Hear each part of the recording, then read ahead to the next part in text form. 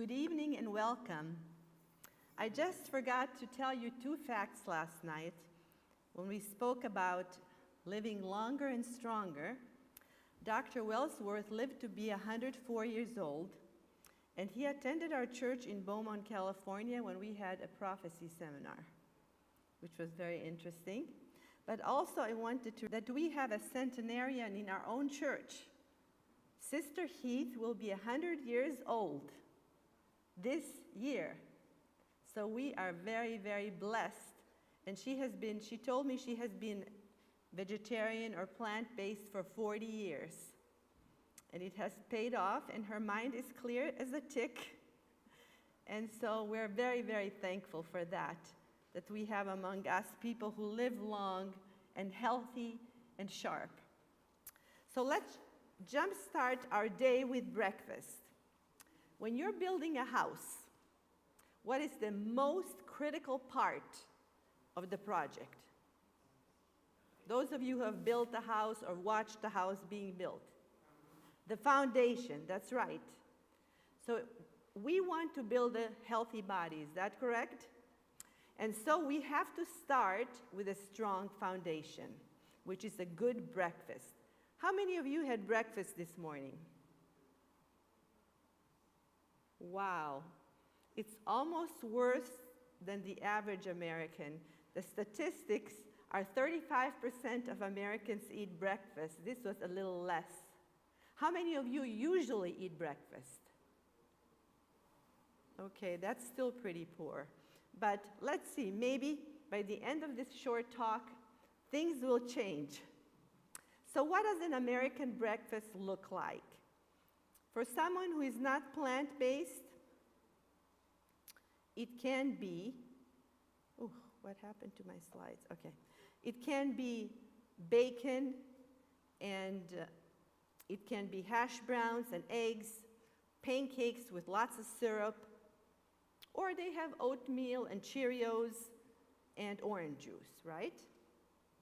So is that a good breakfast? Let's see, we're going to find out shortly. A lot of people drink coffee and they have a sweet roll. And this sweet roll happens to have 630 calories, 24 grams of fat, 35 grams of sugar, which is like 5 times more sugar for the day. And it has some fiber, which I'm surprised that it does. So for those of you who don't eat breakfast, would you start out on a trip without any gas in your car? Whether you're going to work or you're going to church or you're going on vacation? Definitely not, right? So why would you start your day without any fuel in your body tank? That is the big question. Eating breakfast makes simply good sense. The word breakfast means to break a fast. If you had nothing to eat the night before, from 6 o'clock till the next morning, 7, how many hours have passed? About 13, right? So breakfast fuels up your body, it raises your blood sugars, it raises your energy levels, it lowers your blood cortisol, which is the stress hormone after a long overnight fast. And what are the benefits of eating breakfast? There are many, many benefits. I'll just cover a few, but I invite you to come to our breakfast lecture and breakfast cooking class in about 3 weeks or so, and we will have a flyer tomorrow. So a group of scientists studied children and adults for 10 years to determine the effect of eating breakfast. And they found that children and adults who eat breakfast regularly are less irritable. They have improved attention span, better creativity, increased verbal fluency, and better test scores. Because, why is that? Because a steady source of fuel to the brain greatly improves mental function and attention span. There's more benefits of eating a good breakfast. Improved cognitive function. Would you like to significantly improve your attention span, your memory, and your reaction time? Did you know that they have found that many people have accidents in the morning because they didn't fuel up on breakfast. So it's that important. The reaction time is very slow if you haven't increased your blood sugar after a long fast. People are more calm, they handle stress much better, they're more positive and cheerful, they have less depressive symptoms, and they're more efficient in problem solving. So if you have a job that requires problem solving, or even if you're a student and you need problem solving, having a good breakfast is very, very important. Now, there are risks of skipping breakfast, and I'll just mention a few, but a study from Harvard showed that men who regularly skip breakfast have a 27% higher risk of heart attack and death from coronary heart disease than those who eat breakfast. It also, skipping breakfast helps you gain more weight, so you may have weight issues. It increases your cholesterol at least by 10 points if you skip breakfast, and increases your blood pressure. So basically, breakfast skippers were hungrier later in the day, and they ate more food, especially at night. And people say, you know, I have to skip breakfast because I'm trying to lose weight. That's a common excuse I hear from my patients. But breakfast actually jump-starts your metabolism and helps you burn more calories throughout the day. So eating a large breakfast, like I said, reduces your cortisol level, lowers your appetite, reduces how many calories you eat, and it really helps you overall to keep your weight down. So looking at chronobiology, which is the study of biological rhythms and biological clocks in the body, the more calories we eat in the morning, the less weight we will gain than the same calories eaten in the evening. So the bigger the breakfast, the more weight we lose, eating the same amount of food. Just the way chronobiology works. Now, besides breakfast, there's another very important ingredient. As soon as you wake up in the morning, you want to drink water, about 16 to 24 ounces. You can squeeze half a lemon to have lemon juice, and it makes it taste good. It purifies your colon. It helps you absorb your nutrients better, and sets you up to start your digestion, but it also can boost up your metabolism up to 30%, and later on prevents headaches and migraines. People have headaches. One big reason is they don't drink water. I mean, my patients, if you ask how much water they drink, 2 to 4 glasses a day, and we need much more than that. Our body weight in pounds divided by 2, that's how many ounces we need. And so water boosts metabolism, all the things I mentioned already. So tomorrow morning when you wake up, have your 2-3 glasses of water, go for a quick walk outside. If you can, half an hour. If you can't, even 15 minutes will help. Have your devotions, and then have your delicious breakfast. Now, people say, well, I don't have time to eat breakfast. I'm in such a rush to go to work. I'm in such a rush to go to school. What you can do is prepare it the night before. Many of us do that. Maybe even cut up your fruit if you have to. Have your cereal ready, just warm it up and be ready to go. And it works. It takes just a little more extra effort, but you can do it. So you want to eat breakfast like a king, lunch like a prince, and dinner like a pauper. But you know what's the problem? Many of us and many Americans eat dinner like a king, lunch like a prince, and breakfast like a pauper. So that's the problem. So at least 1/3 of our calories should be eaten at breakfast time. At least 1/3. So how does a healthy breakfast look like? Here is the power plate. If you look at the numbers, we have fruit, we need 3 fruit in the morning, and we need 1 to 2 grains, which can be whole grains. It has to be whole grains if you want to feel good and not get a low blood sugar.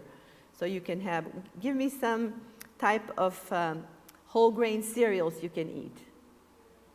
Oatmeal, millet, right? What else? Cornmeal, quinoa. So those are things, half a cup is 1 serving, or 100% whole wheat bread is 1 serving too. And for protein, you can have legumes. Some people like baked beans for breakfast. Or you can have tofu, scrambled tofu. You always want to have walnuts or some kind of a nut butter. And I will show you how this looks like.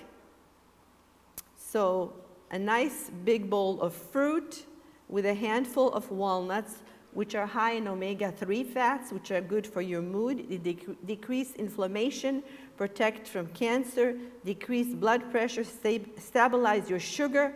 And of course, you want to have also flaxseed ground up. That's another important thing to have for breakfast, because that'll help you with your mental health also. So that's a good breakfast. And then blueberries. We want to have blueberries. Blueberries have anthocyanins, which are powerful antioxidant that help in so many ways, as you can see on the list here.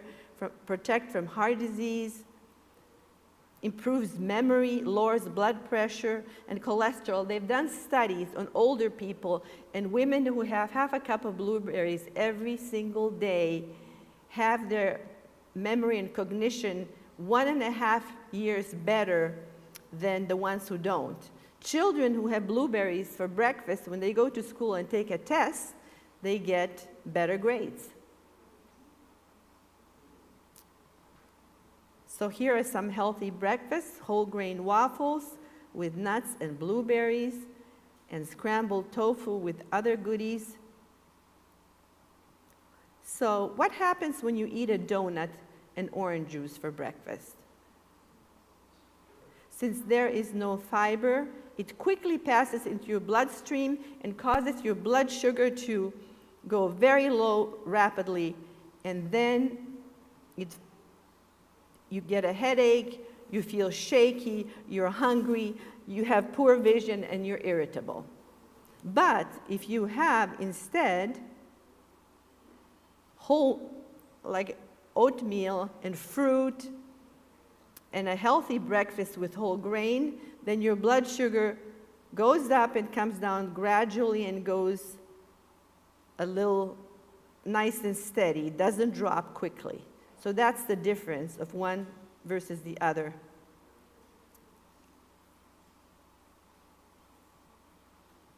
So here's a good breakfast with lots of fiber: cooked oats, blackberries, a pear, and a 1/4 cup of walnuts, about 14 grams of fiber and 400 calories. Did you know that God, the Creator who designed our body, wanted us to eat a big breakfast? Did you know that? That it's actually written in the Bible? Here it is. He rained down manna for the people to eat. He gave them the grain of heaven. Men ate the bread of angels. When was manna given? When did it fall down from heaven? Was it for dinner? It was in the morning.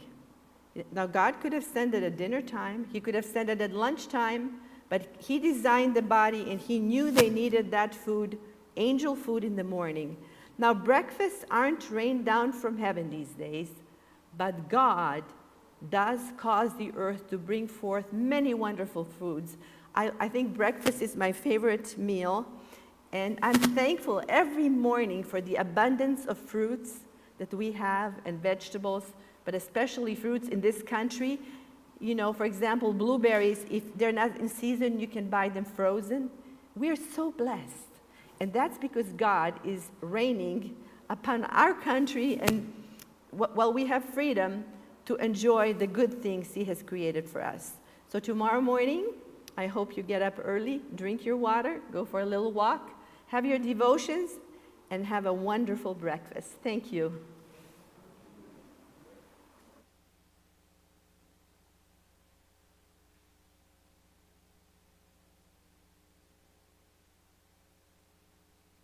Thank you, Sister Lily, for the health nugget. At this time, we're privileged to have a special item by Kayleen, and it is entitled, Be Thou My Vision.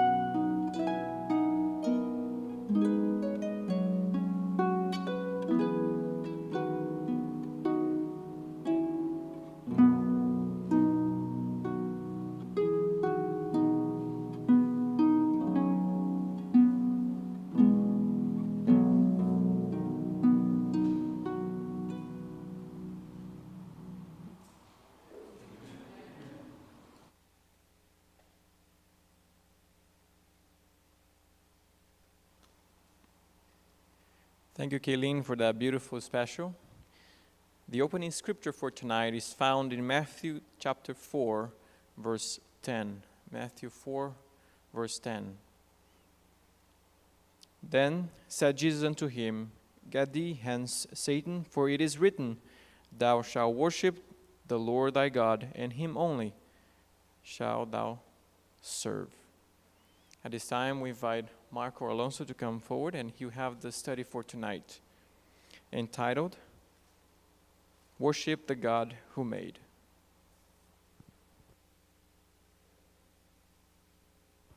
Just to the side.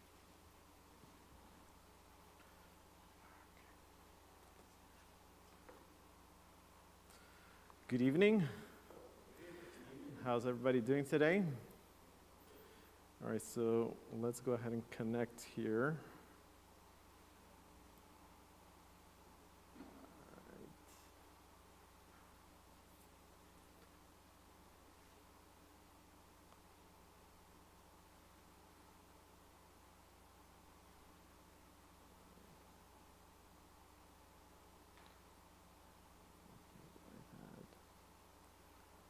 All right, perfect. All right, so today we're going to be talking about worshiping the God who made. So if you've been paying attention throughout the lectures, we started looking at the three angels' message, and we're going phrase by phrase. And what we're doing is we're focusing on each phrase and then going deeper to see what's the meaning for these messages that God has for us. And I would like us to go back to Revelation 14:6-7. And it says, And I saw another angel flying in the midst of heaven, having the everlasting gospel to preach unto them that dwell on the earth, and to every nation and kindred and tongue and people, saying with a loud voice, Fear God and give him glory, for the hour of his judgment is come. And then it says to worship him that made heaven, that made the earth, the sea, and the fountains of water. Now, when we look at these messages, it's telling us here that this is for a very specific group, okay? So the first one is, what is the first group that this message needs to go? So going back to the verse, it says that it's going to every nation. And what is the next one? Then it goes to kindred, and then it goes to tongue, and then it goes to people. So just by reading that, we can understand that this is a very, very important message, and God is not excluding absolutely anybody. So just to get a little bit of perspective, I actually checked today, and this is the population that we have in 2023. And of course, these are just statistics, and there's a lot of factors that goes into that. According to some of the experts, we don't know exactly how many people we have, but it's around 8 billion, give or take. But what's even more surprising is that we see in Revelation that it also goes to every tongue, right? So let's try and figure out how many language or dialects are in the world. So according to Google, we have 7,117 languages, and that includes dialects, stuff that you can't, that people don't write. And so you can imagine that this message has to go to every single people. So the question is, why is it so important, and why does God want us to know that we need to worship the God who made, the God who created? So here's a little statistics that we have from Pew Research. And what was surprising to me is that you would assume that Christianity as a whole believes in God as a creator. But it's fascinating that that's unfortunately not the case. And of course, if we go to the very top of the list, if you can see there, atheists and agnostics. So this percentage is going to tell you those who agree that evolution is the best explanation for the origin of human life on Earth. So the very first one is kind of like a given, right? So atheists and agnostics, they don't believe that there's an intelligent designer. And then we have the Buddhist category, and 81% believe that there's no creator. The best explanation is evolution. Then we keep going down the list. But to me, the one that was the most surprising, you would assume that the Jewish people would be the ones that believe in God as a creator. And 77% believe that the best explanation for creation is evolution. And then we keep going down the list. We have Catholicism, and that's a surprising 58%. And we keep going, and check this out. When we go to mainline Protestantism, 51% of mainline Protestantism believes that things happen and evolved, and they understand that things came to pass by some sort of long development and period. So in a society that widely accepts evolution, we can understand why God has to let us know that we have to worship God, the Creator. And there's a lot of understanding that can stem when you believe that things just happen by chance.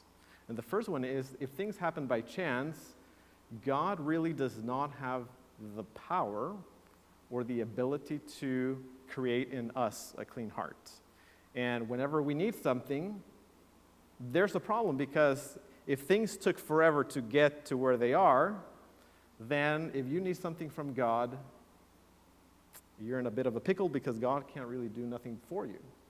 And to say the least, you have a God that is at least indifferent. So we're going to go to our next question, and that is, why worship?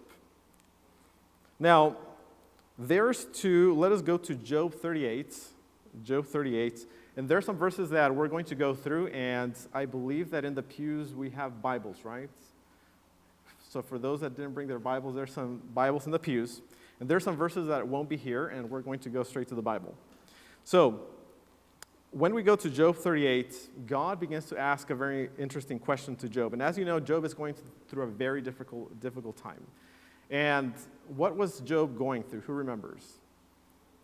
Job had just lost his family. He had lost his stuff, right? We love our stuff. So first, what did he lose? He first lost his stuff. And then he also lost his family. What is more painful than actually going ahead and losing your family? So he loses everything, and in Job 38, God begins to ask him a very interesting question. He says, "Where were you when I laid the foundations of the earth? Tell me if you have understanding." And then in verse 5, "Who determined its measurements? Surely you know." When God asks questions, these are some of the questions that God really wants us to really think about. Because it is very natural for us, to human beings, to think that we're very powerful, that we can do things. But God, when he asks these questions, he wants to put everything into perspective. Where were you when God created? And we're going to look at two views of who God was, of who God is. And the first one is, when the Israelites were entering into the land of Canaan, they were introduced to different deities, right? And this is going to be the two main differences between who God is as a creator and also the other deities that they came in contact with. And so God the creator did two things. The first one is that God provides sunlight and rain to everyone, right? So we know that for a fact. God provides that for everyone. And then, but he also blesses us, but there's a few conditions, right? And the condition is obedience. And we know this from Deuteronomy 28, verse 1. And it says, "And it shall come to pass, if thou shalt hearken diligently unto the voice of the Lord thy God, to observe and to do all his commandments, which I command thee this day." What is God going to do? It says that the Lord thy God will set thee on high above all nations of the earth. So this was God's deal with humanity. If you listen to what I have to say, you're going to be blessed. And then here's the other principle of God's kingdom. In Matthew 5:45 it says, "For he maketh his sun rise on the evil, and he also makes it rise on" who? "And the good, and sendeth rain on the just and on the unjust." So this is who God is. Now let's go ahead and look at what were some of the principles of the mystical religions which the Israelites came in contact with. And the first one is that their gods required sacrifice. They actually had to do stuff to get the benefit from God. And I remember that I first came in contact with this firsthand when my parents took me to Mexico for the very first time. So we went to Mexico. I hadn't been there actually was there when I was like around 1 or 2 years old. And so we went to the town where they actually were born. And the myth said that at certain points there was the Virgin Mary who had appeared in one of the caves, and it was very popular. It was a main tourist attraction. And they said that if you went there, you had to go kneeling down, and if you went there, you could actually get nice stuff from this deity that had appeared there. So you would have a lot of people that would go there, and they would promise, this deity that if they blessed them, and if they could cross the border and not get caught in the border, they were going to actually come back, and they were going to bring some gifts to her, right, in exchange for some of the blessings. So when we went to Mexico, my mom said, you guys need to go ahead and see what people really believe and to what lengths they're actually going to go in order to get things that they want. So we went, and it was a long drive. You had to leave your car at the bottom of the hill. And we saw a list of people, a file of people going up the hill without anything in their knees, and they were just crawling up. And this was the penance that they were doing, because when they came to the U.S., they actually struck it very well. They were doing very well, and they were taking some gifts in exchange for the blessings that they had received. So in the time of the children of Israel, this was no different. The gods actually required them to do stuff in order to get these blessings. And we know this because when we go to, if you guys remember, what was the experience of Elijah? There was this whole commotion at the Mount Carmel. And what were the priests doing in order to get the attention of their gods? They were actually, the Bible tells us that they were cutting themselves. They were trying to make sure that God was going to give, that their God was going to give them something. And when we go to 1 Kings 18:28, it says, the prophets prayed louder, cutting themselves with swords and spears until their blood flowed, which was the way they worshipped. This was the biggest difference between worshiping God and worshiping the other deities. What were they actually doing? They were cutting themselves with swords and spears until blood started to come out. And this is what they thought that it looked like and how God was going to listen to them. So now we're going to look at what is it, the things that we actually worship. What does humanity usually worship? So the first one is that humanity worships people, right? So there's certain things that we can worship, and the first one is people. When we go to Daniel chapter 3, verse 12, it says, there are some Jews whom you put in charge of the province of Babylon, Shadrach, Meshach, and Abednego, who are disobeying your majesty's orders. They do not worship your God or bow down to the statue you set up. So in this case, if you remember the story, they want to make sure that they're worshiping whom? That they're worshiping the God of the land and also anything that the king was actually asking. Now, when we go to the next one, we see that people like to worship stuff. And specifically, they like to worship stuff that brings them money, right? And when we go to Habakkuk chapter 1, verse 16, it says, therefore they sacrifice what? Unto their net, and burn incense unto their drag, because by them their portion is fat, and their meat plenteous. So what were the people doing? They were actually sacrificing, they were worshiping their nets. And their net was the one that they used to go ahead and fish. So to them it was something that brought them money, something that brought them a lot of luck, and as a result they would go ahead and worship that. Now let us go to Romans 1:25. Romans 1:25, and this is another thing that as humans we tend to worship. It says, who changed the truth of God into a lie and worshiped and served the creature more than the Creator, who is blessed forevermore. So the tendency was always to go ahead and worship the stuff that God had created. And when we go back to Revelation, it tells us that we need to worship not the creation that God did, but we need to worship God the Creator. Now, why is this very, very important? Now we're going to go to Matthew chapter 4, verse 8. Matthew chapter 4, verse 8. Now, when we go to the temptations of Jesus, we see that the first temptation that he has to encounter is what? First one, he has to encounter diet. But then the last one to me was very striking. Matthew chapter 4, verse 8, and it says, "And the devil took him up on an exceeding high mountain and showed him all the kingdoms of the world and their glory." And in verse 9, "And he said to him, all these things I will give you." And what was the condition?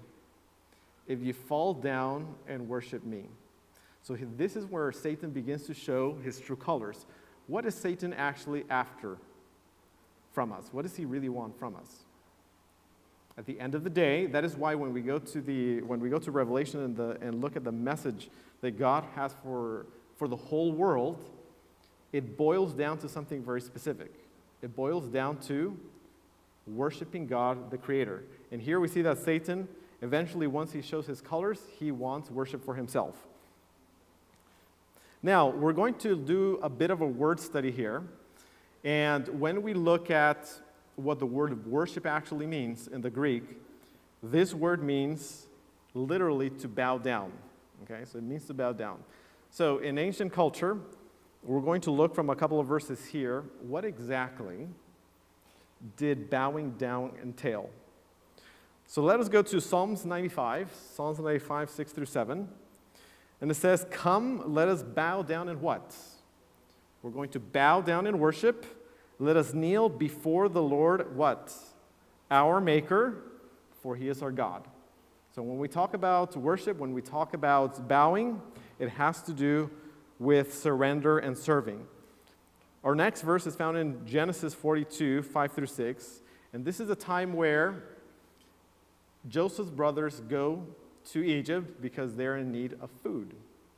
And it says here, "The sons of Israel joined those who were coming to buy a grain, for there was no food in Canaan." Then in verse 6, "Joseph was the ruler of the land. He was the one who sold the grain to all the people of the land. And Joseph's brothers became," and what did they do? They bowed down to the ground in front of him. And this was a sign that they were willing to do anything for him. And it was also a sign, what were they actually looking for? They were looking for stuff. They were looking for food for themselves. Now, when we go to Genesis 27:29, another instance where this word worship is used in the original Hebrew, it says, "Many nations will do what? Serve you, and peoples bow down to you. Be Lord over you, brothers, and may the sons of your mothers bow down to you."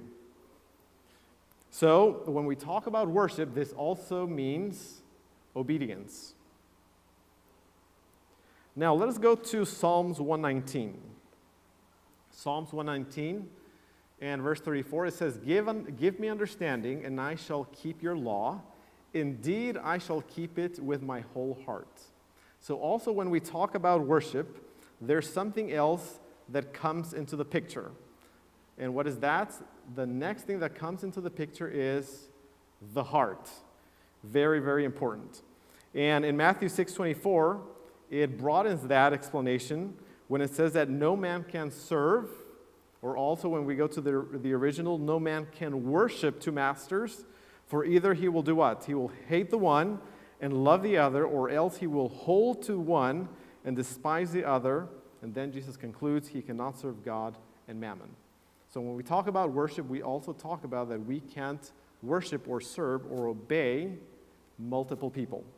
Now, when we go to Genesis 27, verse 29, it says, "Give me understanding, and I shall keep your law. Indeed, I shall keep it with my whole heart." So it has to do with the heart as well. So how does God actually want us to worship him? So in Exodus 20, verse 3 to 5, it says, "You shall have no other gods before me." Then in verse 4, "You shall not make of yourself an idol or any likeness of what is in the heaven above or in the earth beneath or in the water under the earth." And then in verse 5, "You shall not worship them." And what else? you shall not serve them. And then when we go to Isaiah 66, verse 23, and it says, and it shall be from new moon to a new moon, and from Sabbath to Sabbath, all mankind will come and do what? Will bow down before me, says the Lord. Now let us go to Deuteronomy. Let's go ahead and open our Bibles in Deuteronomy 4. And we're going to look at what the Israelites had a tendency to worship. So Deuteronomy 4, verse 19.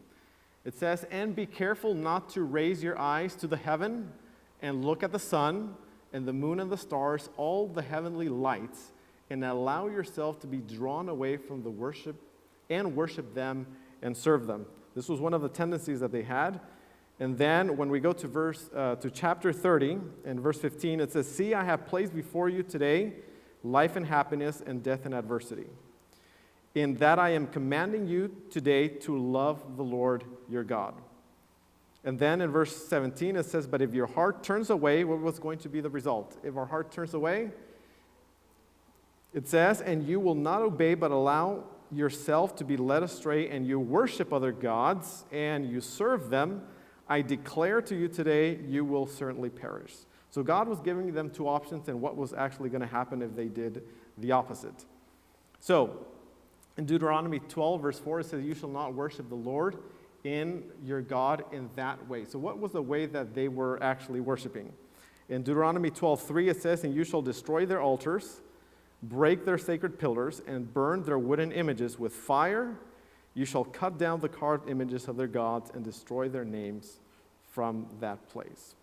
So why was worshiping always an issue for God's people? Was it something that was completely new? When we actually go to the Old Testament, one of the things that we learned from the Israelites was that they always had this passion to control and to be in control of their lives. This is something that they actually liked very much. And when we go to, as soon as they come out of Egypt and they come out from slavery, what was the first trial that they had to encounter? So they're coming out of Egypt, and they come to the Red Sea, and in the Red Sea, they find their first trial. The Egyptians are coming, and their first trial is they either trust God or they're going to do what? Their first reaction is, we might as well go back to Egypt because, they're going to kill us. So they always wanted to be in control of their lives. Now we have a verse that is not there, and we're going to go to Ecclesiastes 1. So when we go to Ecclesiastes 1, verse 14. Ecclesiastes 1, verse 14. And here we have a very, very important principle. And we might actually resonate with this. So as Solomon is writing here in Ecclesiastes 1:14, look at the way that he puts it here. Ecclesiastes 1:14. They were always in search of something better, right? So since they were in a search of something better, they were always looking for something to worship, something that was going to bring them any benefit. And in Ecclesiastes 1:14 it says, I have seen all the works that are done under the sun. And behold, all is vanity and vexation of spirit. When we go to some of the other versions, instead of vexation of spirit, it uses a more colorful phrase here. And it says that everything that we do, the thing that they were pursuing was like chasing the wind. How often do you feel like you're chasing the wind or something that it's always hard to catch? And this is what Solomon says. When everything is like chasing the wind. It's actually here. And this is the other version. It's very good. It says, I have seen all the works that are done under the sun, and indeed all is vanity, and what else? And grasping for the wind. And this was Solomon's take on life.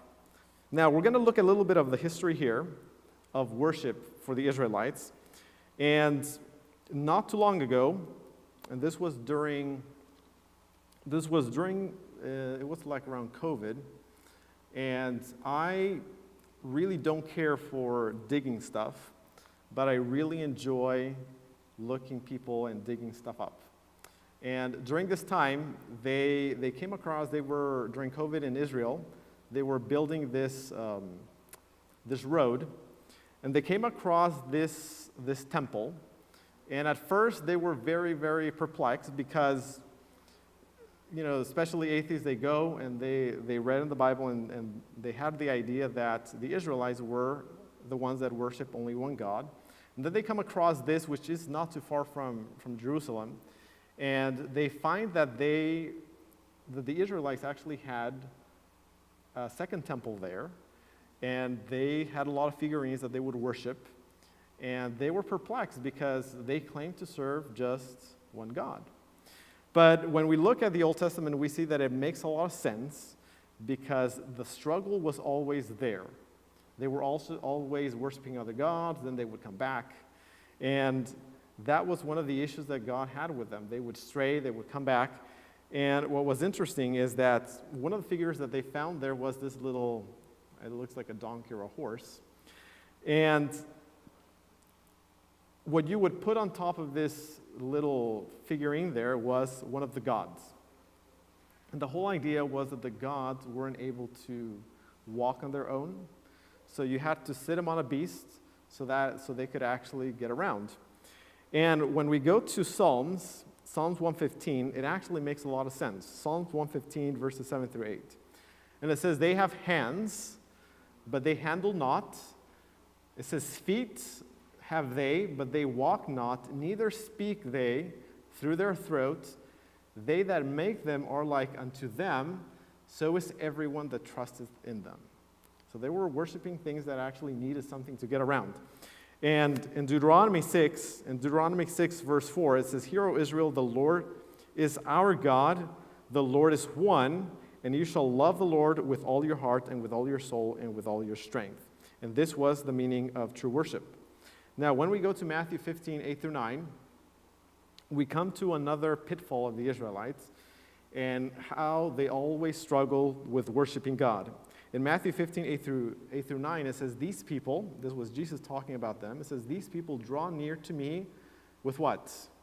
They draw near to me with their mouths and honor me with their lips, but what was far, far, far away from God? It says, but their heart is far from me. And in vain they what? And in vain they worship me, teaching as doctrines the commandments of men. So this was their issue. So we see that their heart was a big problem.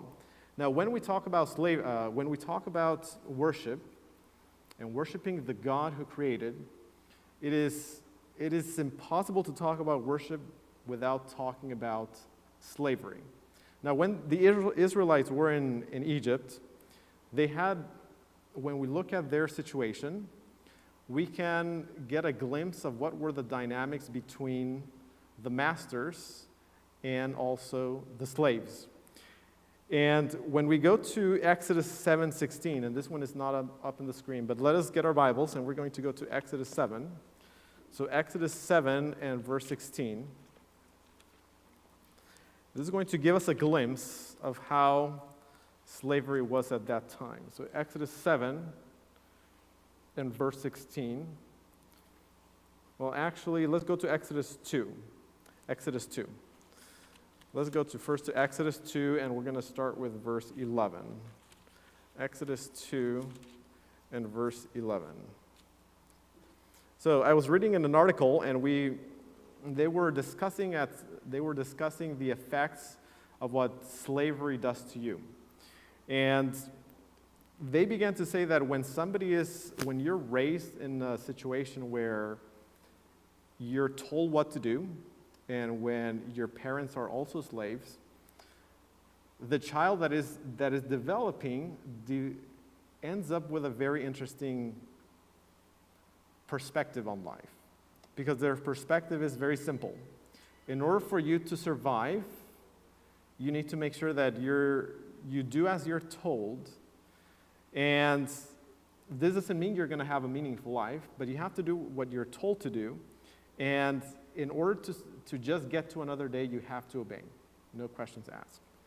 And when we go to Exodus 2:11, Exodus 2, verse 11, we can see how this was the case with the Israelites. And in verse 11 it says, "And it came to pass in those days when Moses was grown, that he went unto his brethren and looked on their burdens, and he spied an Egyptian smiting an Hebrew, one of his brethren." And of course, he lost it there. And when we go to verse 12, it says, "And he looked this way and that way. When he saw that there was no man, he slew the Egyptian and hid him in the sand." So this was something that was very common, right?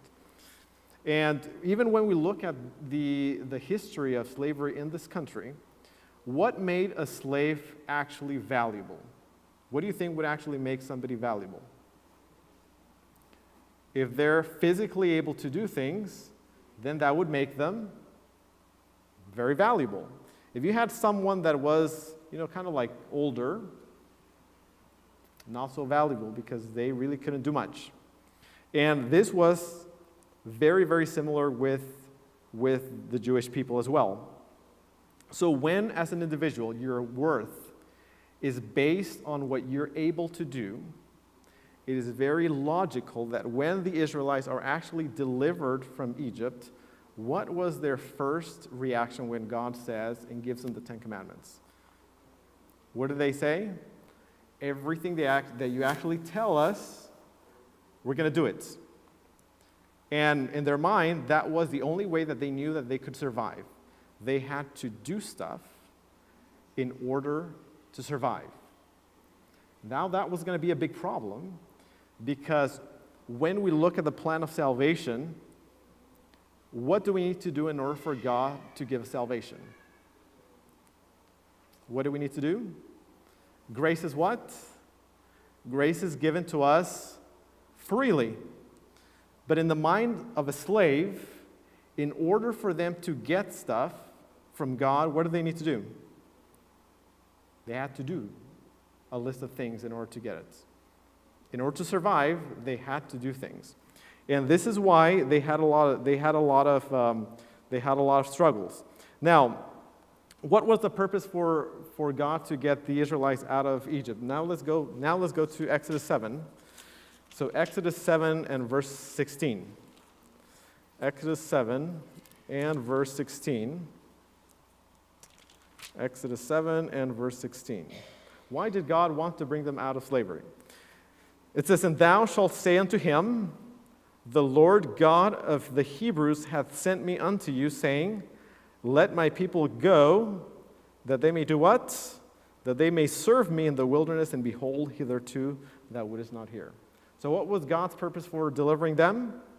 In another word for serve was, he wanted them to come out of Egypt so they could actually worship him in the desert. Now, let's go to Deuteronomy. Let's go to Deuteronomy chapter 6 and verse 4.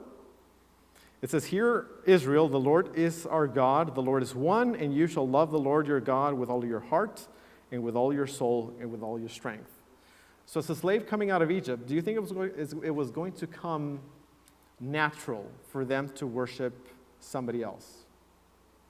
What do you think was actually going to be in their mind when they came in contact with God? The very first thing that came to their mind is, we need to survive.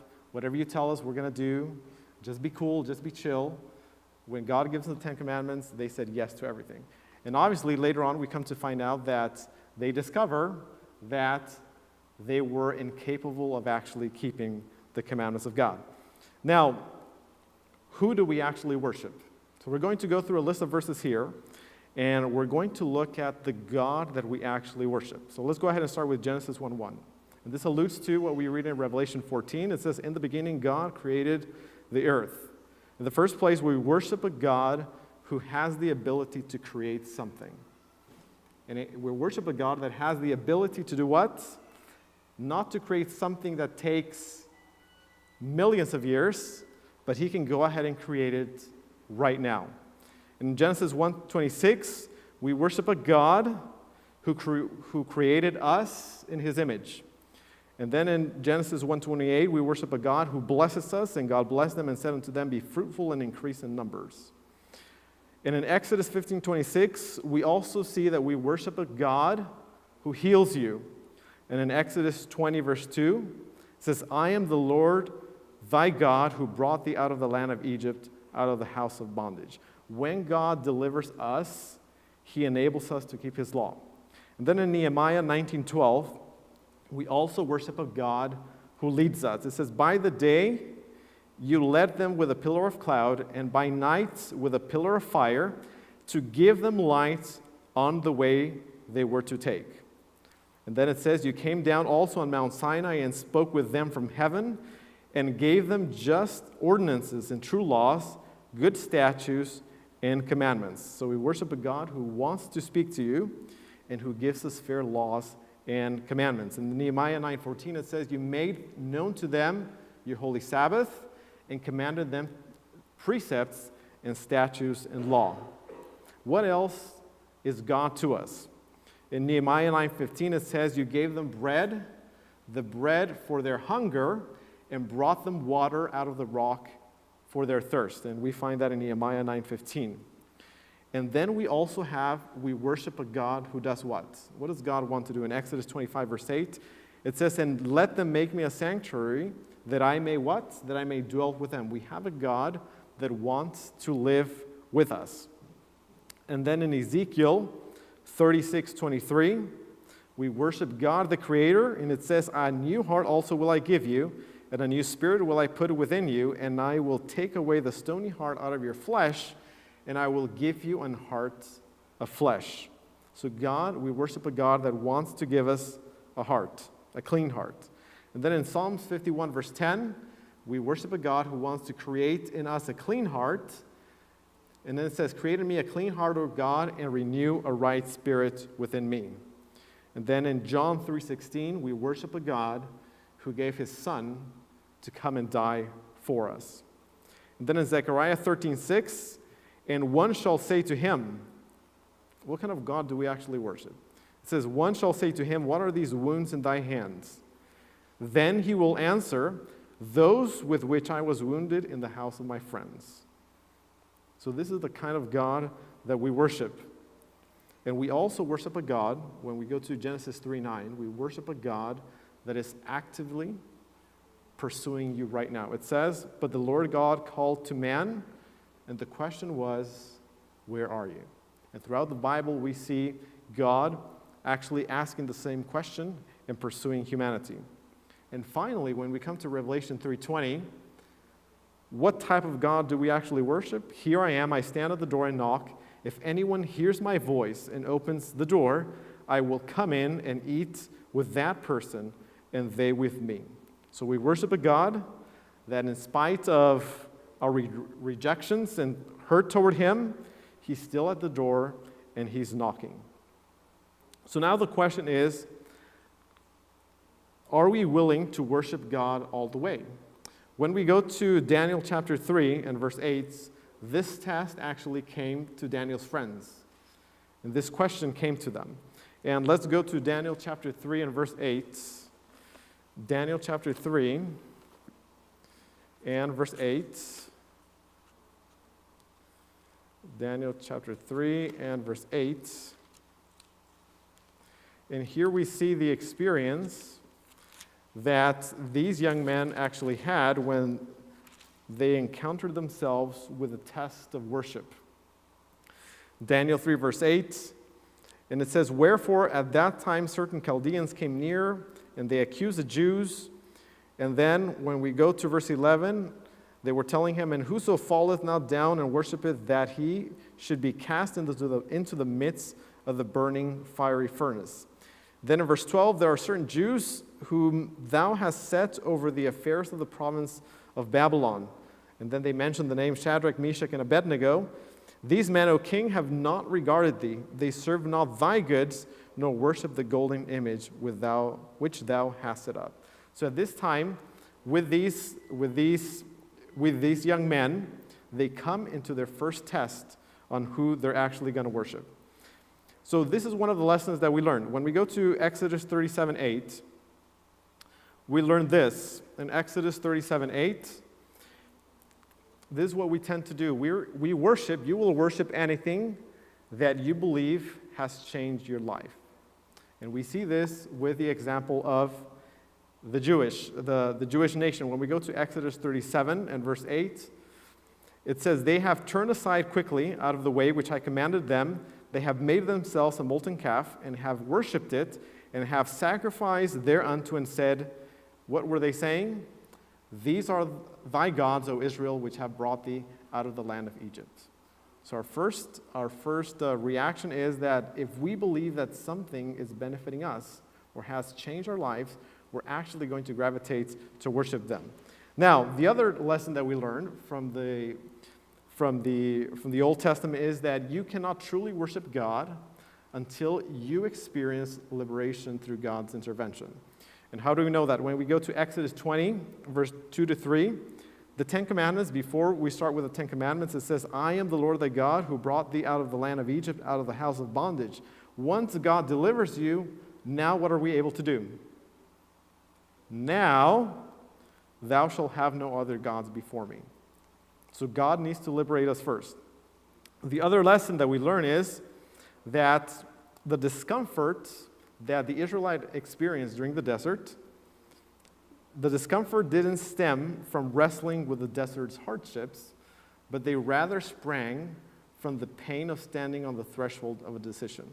What was the biggest struggle for the children of Israel? They had to make a choice. How many of you struggle with actually making a choice?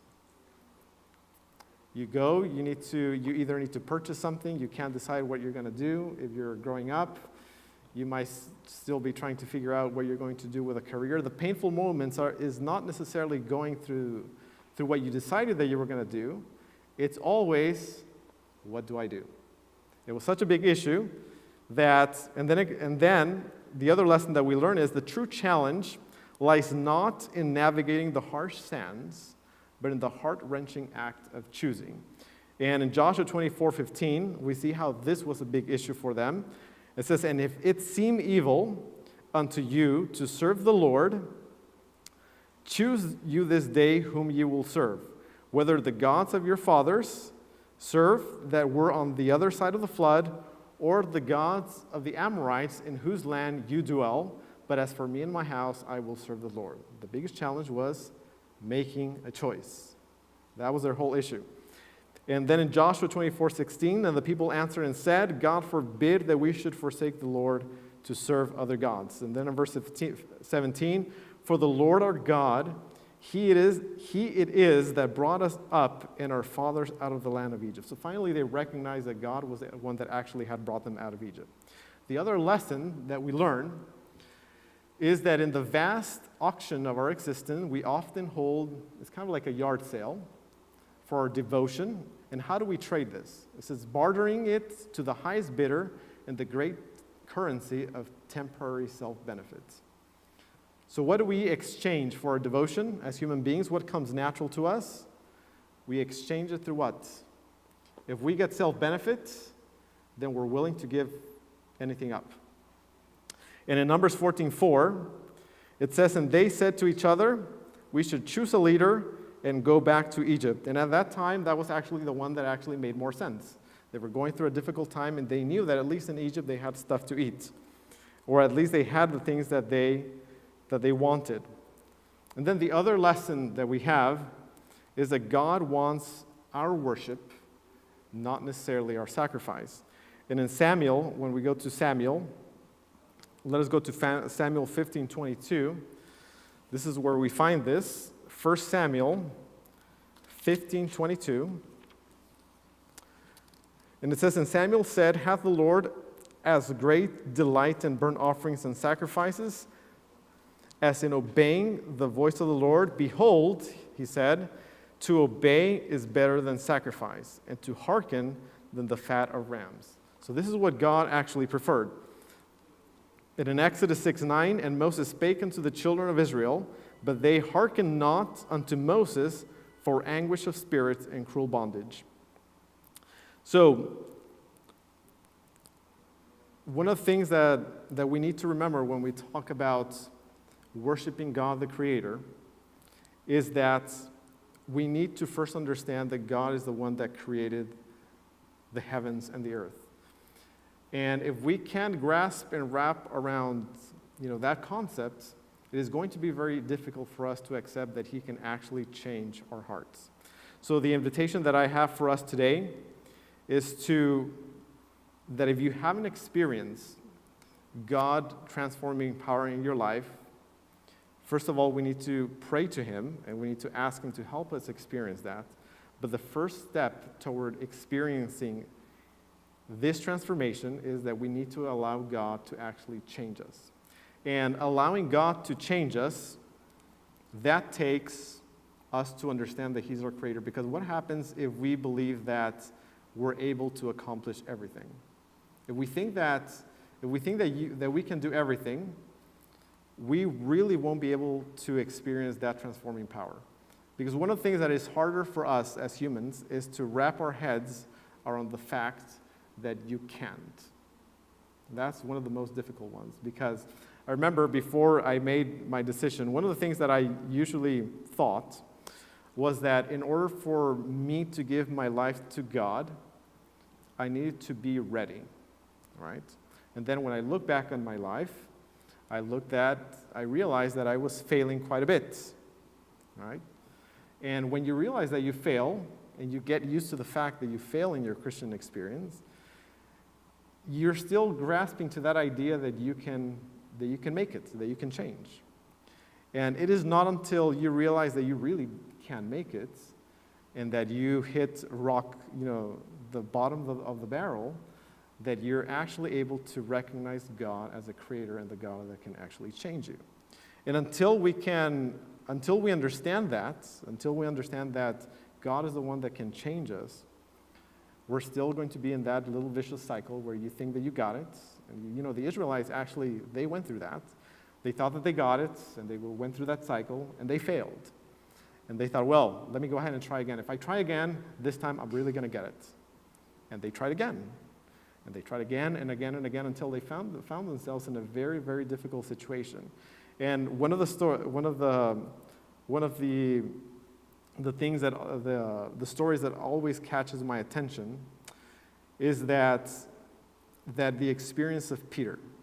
When is it that we're going to actually cry for help? It's usually going to be when we're drowning. And if you know me, I hate water. And I'm literally scared of, I don't know how to swim, by the way. And when I look at the experience of Peter, I can really understand him when he was about to drown. And it wasn't until he was really close to drowning that he was able to ask God for help. So the biggest hindrance between us and experiencing a transforming power of what God can do for us is going to be to feel that we're about to die. And when we come to this experience, hopefully we don't come, but when we understand that without Christ we really can't do anything, and we recognize that He's our supreme creator, that's when we're going to be able to cry out for help. And I promise you that God will be there to save you. So may the Lord help us, and remember that if God was able to create the world in 6 days, everything wonderful that we see, if we believe that God created the world in 6 days, He can most certainly change your life today. Amen.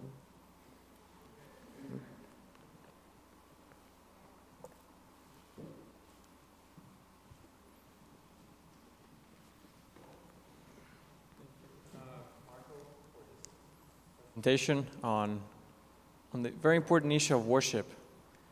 And we thank God for His light and His word, giving us clarification on who is the only one that deserves our worship, and that is God, our Creator. Amen? The final item for tonight will be presented by Kayleen, and entitled, Give Me Jesus.